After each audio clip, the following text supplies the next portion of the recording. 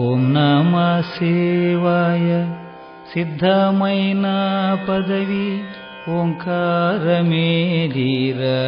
ఓరి వనరుగ త్రికూట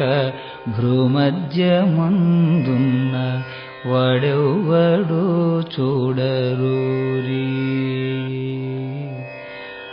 ఆలు ఎనిమిది అక్షరములకును మూలకరుడెవ్వడు చూడు ఆకారమున చిలుక హంసతో గూడుకొని ఆడిస్తూ ఉన్నాడు చూడు కఖాలు 12 పర్వములు చేసి కన్ను మూసుక చూడరురి కలరేకులైదున కాంతాయొకటున్నది కరకంఠుడెరుగురవూరి